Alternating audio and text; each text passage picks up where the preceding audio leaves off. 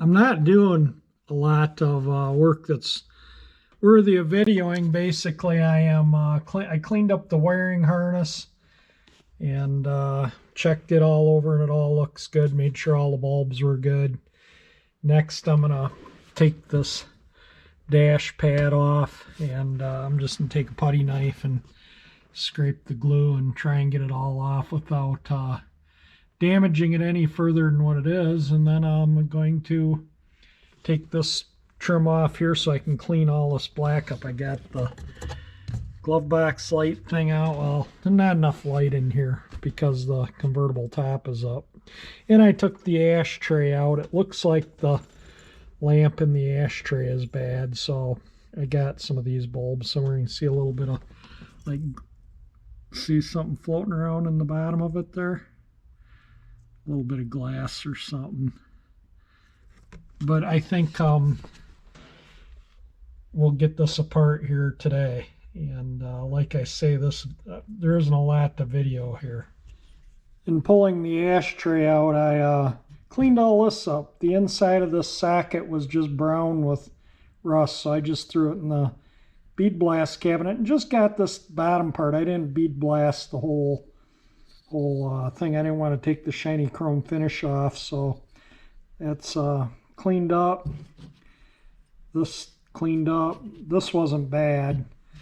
This is pretty much all. I haven't done anything with that yet to clean it up, but I did clean that up. That was completely caked in cigarette stuff, and you couldn't even see the coil.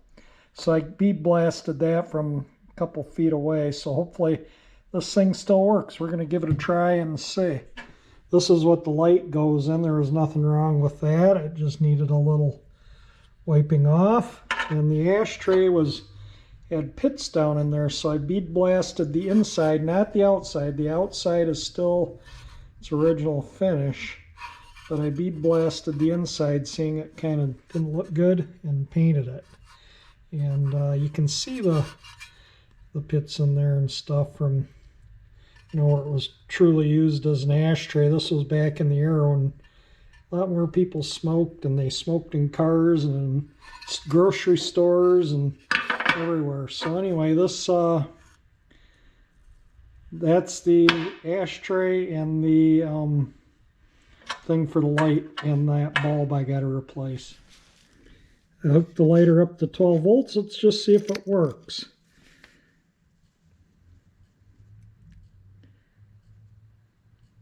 I don't see any smoke coming out of it yet, so that's all good.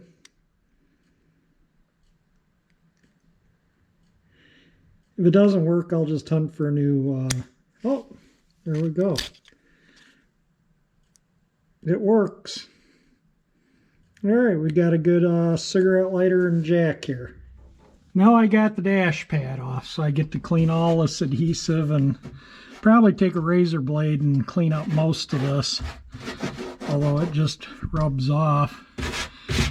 And there's dirt on there. I thought that was surface rusted around there, but that's just dirt. This is what sits there to hold the dash pad up, above for the speaker.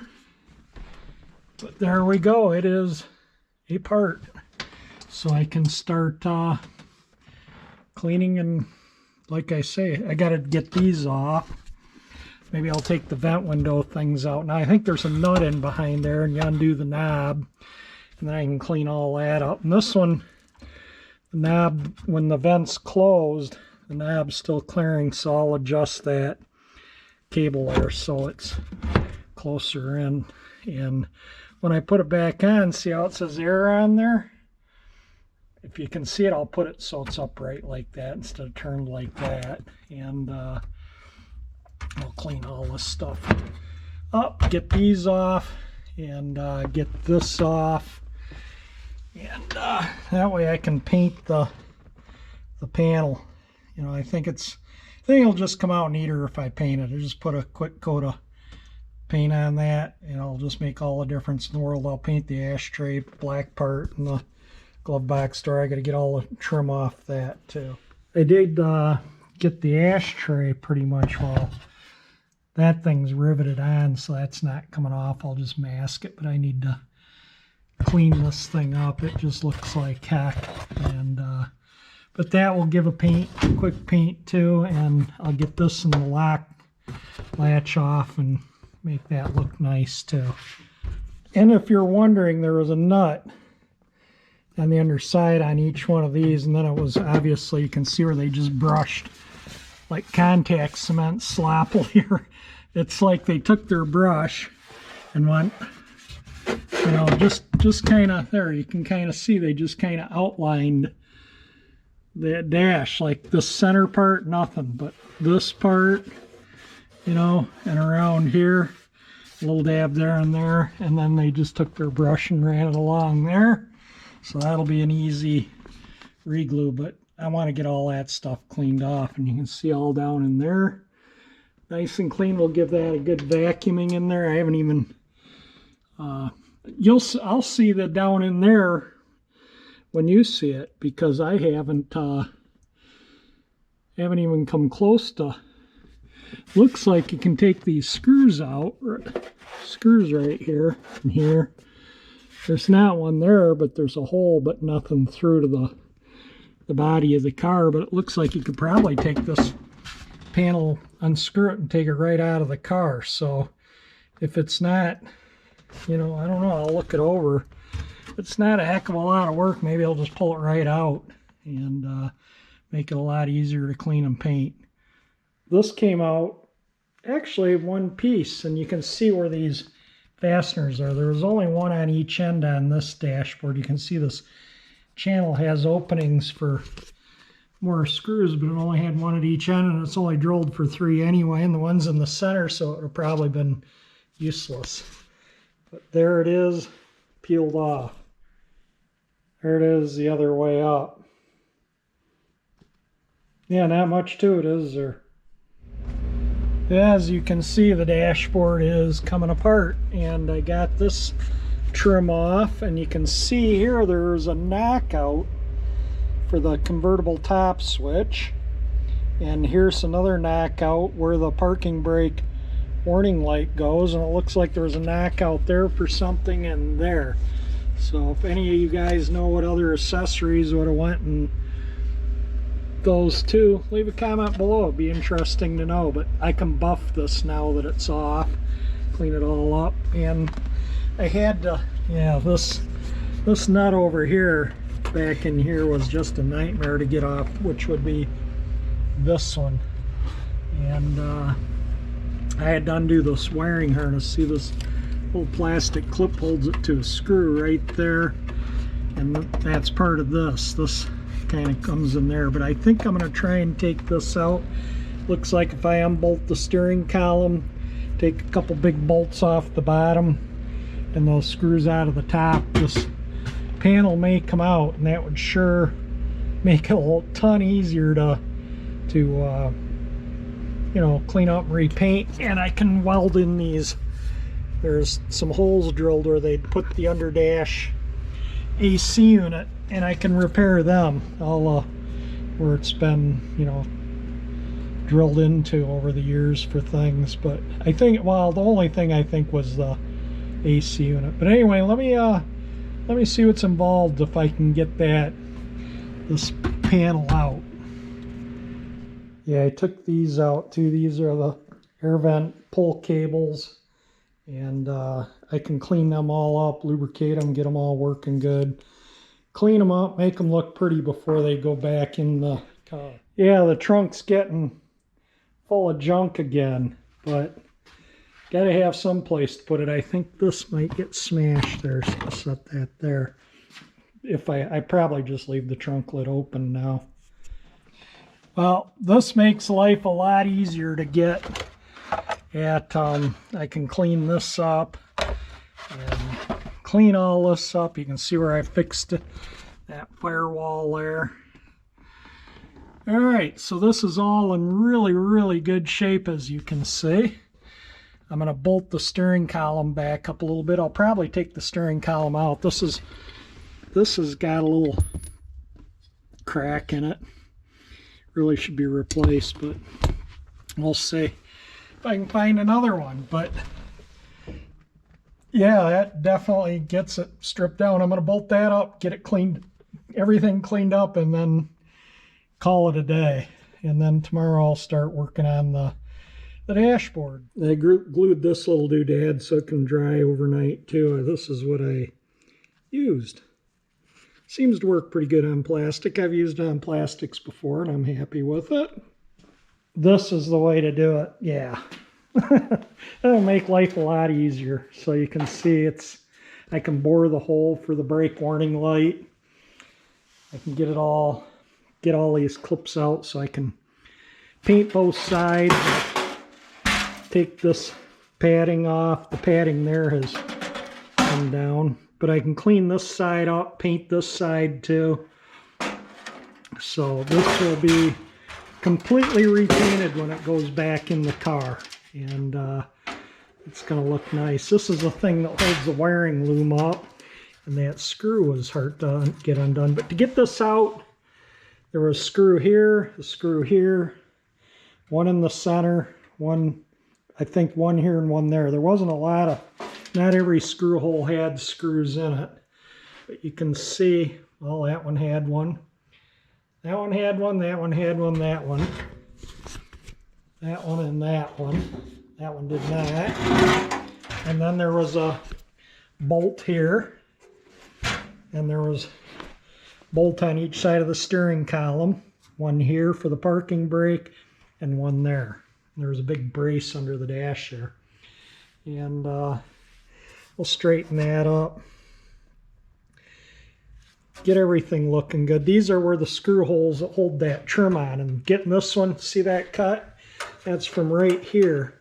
Trying to get in here where that harness was. I'm going to put that trim on before I put the dash back in the car. And now you can see these holes where that underdash AC unit was.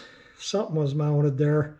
So I can tap them back in and weld them up and get this thing all nice and pretty without, you know, messed up, hacked up on the bottom. I can sand this all out nice and pretty.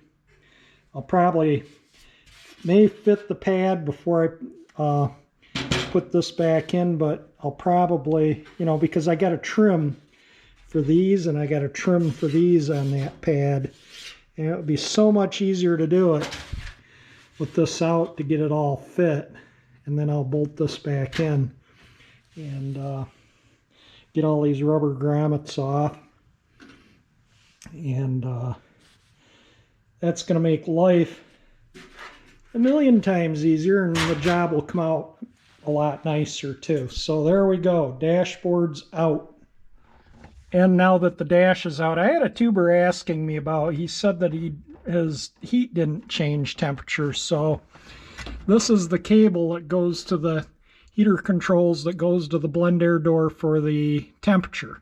This is the cable that I broke, caught my sweater on, that goes to the blend air door for the defroster. You can see it move there. Actually, that's probably as high as it goes. Yeah, that probably is defrost. That's probably both, and that's floor. And then this is the heat temperature that just runs right over to here. And that's hot, that's cold. So it's pretty cut and dry. It just routed right up over the heater box and right around your heater controls. This is, you know, the way the non-AC cars were. It's simple as that. So this is where they knocked out for the air conditioning lines. I might make something to fit in there to kind of make that look a little better. This, if you hadn't been watching my videos from the get-go, this car had an underdash dealer installed air conditioner. The condenser was bad, and it would have cost more money to get it blowing ice cold than it was worth, you know, make it look good. So I just opted to remove it from the car. If it was factory AC, I would have left it in the car, but dealer installed. And here in Michigan, you know, And being a toy, you know, pleasure car, it's not like I'm going to drive this car every day and on a 100-degree day I'm going to need air conditioning. If it's 100 degrees out, I can sit right here in the garage and take that over there. That has AC. So, and if it's, you know, a nice 80 so degree, 80, 90 degree evening and the sun's down, that's perfect for top down cruising. Why would I want the top up an AC on? It wouldn't make sense.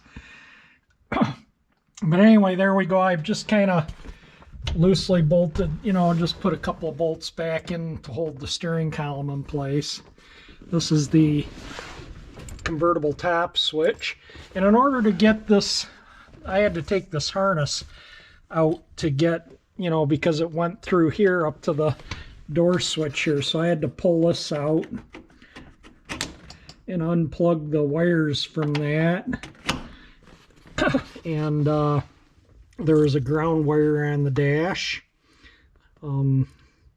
This goes to the ashtray cigarette lighter. This goes to the door switch.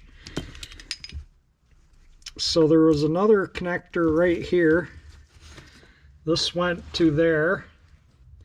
This went to there. Those are for the heater blower motor. And this is the ground.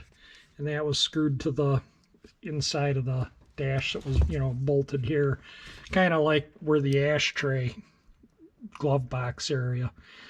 So that's all just gonna sit there. I can really clean this up good now without the dash in here, all that wiring, and get everything cleaned up. Maybe I'll, this is glue.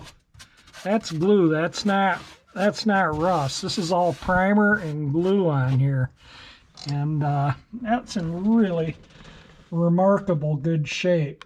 And just going to clean everything up that's left there, and I think it's going to look magnificent when it's back together with all you know, this is the right way to do it. I could have painted it with it in the car, but you can't, you know, with the glass in here, and you can't get those out. You know, I just want to do it, even though there's a padded dash and that piece of trim that's hanging there goes, you know, up in here. I don't know, that's just the way I am. And this, I'll probably have to take the steering column apart to get this off. But I think I'm going to pop the steering column out too. And this far apart, why not? You know, just pull it out and paint it out of the car. Take me another 45 minutes to get that column out. And but yeah, it's really surprisingly in good shape. I'm almost out of battery here, so I'm going to end the video quick. So if you like the video, definitely hit the like button. It certainly helps. If you want to see this dash go back together eventually and installed in the car, subscribe to my channel by hitting that 348 engine icon that pops up there. And thank you for watching my videos.